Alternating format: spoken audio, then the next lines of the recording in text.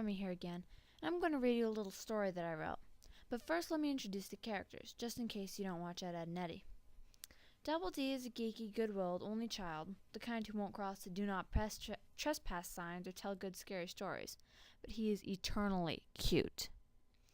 Eddie is a cheapskate suck-up with an older brother that you never actually see on the show. His primary goal in life is to cheat the neighborhood kids out of all their quarters and use the money to buy jawbreakers for him and his two buds. And Ed is a fun, oafish lump who enjoys chickens and buttered toast. He's got a little sister whose mouth is as big as her ego. Remy is essentially me. Curious, troublesome, and big-hearted, but too proud to show it. The rest of the characters you can figure out as the story winds on. Here, I'll start. Ed whacked his grumbling companion on the head once more. "Peekaboo!" "Ed, will you quit it?" exclaimed an unhappy Eddie. With Sockhead off doing something for Kevin's bike, he was stuck here trying to think exactly where to find/make a working generator. "Ed, will you find that black paint?" "On it, Eddie!" The bumbling idiot laughed his all-famous, adorable laugh that had, at one point in his three-dimensional life, scored him a tender flitting of silk-like lips that an angel would long for, a kiss by the beloved Naz. There was a loud crashing noise and a shattering of glass as a car careened madly into a lamppost at the end of the street. Pulling a teddy bear in a wagon 192 centimeters from Eddie's lawn, Jimmy shrieked and fainted, his pale complexion turning even whiter.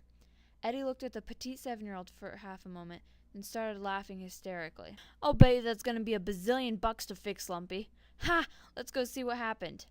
He grabbed the lug's head and legs, spinning in a cartoon-like manner, sped off down the street to examine the damage that was the only break in the dreariness of the afternoon. A wide-eyed girl was sitting on the sidewalk, staring, bewildered, at the heap of metal that used to be her parents' car.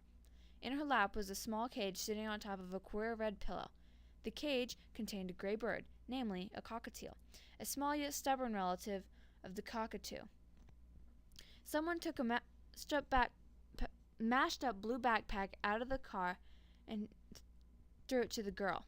She yanked it close to her, and a tear slipped out of her golden eye, rolled down off her face, and passed the bird cage harmlessly, whereas the small bird fluffed out her feathers and hissed at it. After a few moments, Eddie was about to walk away when he saw Kevin, of all people, walking towards the site of the accident. Eddie figured that Kev was going over there to flirt with the new girl. After all, she was kind of pretty. Plain, but pretty. She had gleaming light brown hair with yellow streaks that went down about an inch past her shoulders, and her sharp features distinguished her well. A nose that was almost too long, and thin lips that, despite their stern-looking line, seemed to be smiling. She had an hourglass figure, yet was very immature-looking. She looked like she didn't have life figured out yet. Her eyes were watering and her lips were quivering, yet she held her head up proudly. "What's up, gorgeous?" Eddie slid coolly. She grinned and simply said, "Last I checked, that would be the sky." At the sight of Kevin, she jumped up and ran to hug him. Eddie's eyes widened with surprise. "Kevin, I missed you so much." Kevin looked slightly embarrassed, but happiness soon overcame reputation, and he smiled. "I missed you too, Remy." Naz, with a sideways smile on her face, walked onto the scene and said, "Hey, Kev. Hey, Eddie. Hi, Ed." Ed grinned and waved, and Eddie managed a nervous, "Heh." "Oh!" Kevin exclaimed as if he had just remembered something. "Naz, this is my favorite cousin, Remy. Remy, this is Naz." Remy smiled a not-so-white smile that Eddie found a bit cute, but, as he observed her teeth, he realized 3 of the bottom incisors were stacked. "Geez, she has worse teeth than Sockhead," he thought. "Well, Kev, at least we didn't crash her on the way from California," the girl said. At that particular moment, a brown Packard parked outside of the house across from Kevin's.